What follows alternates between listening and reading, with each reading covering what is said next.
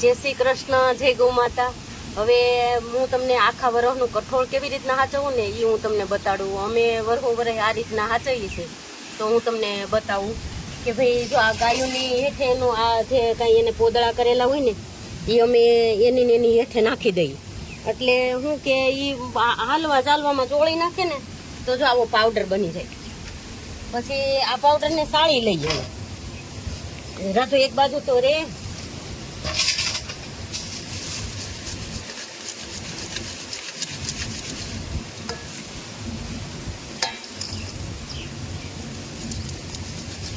લે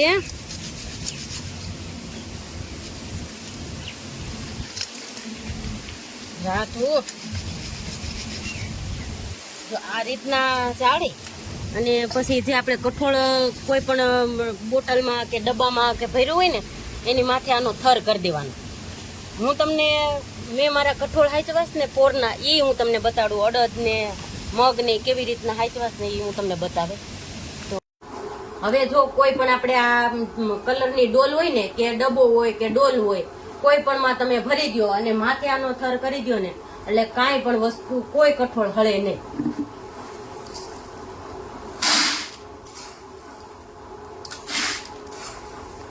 આને સાફ કરી અને જો માથે આનો થર કરી દેવું. તમે વરસનું 2 વરસ રાખો ને તોય કાંઈ ન થાય.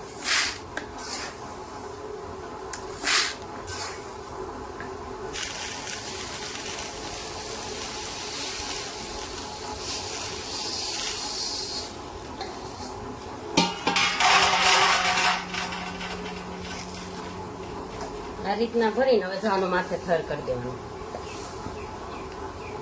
આ છાણનો ગોર જ છે, કોઈ વસ્તુ નથી આમાં બીજું. અને કદાચની માટે આપણે કઠોળ કોઈ પણ ઓરવાના થઈ તો એ ધોવાના તો થઈ અને કદાચની માટે કણાનો જાય તો આપણને લાભદાયક છે. ગાયનું છાણ છે.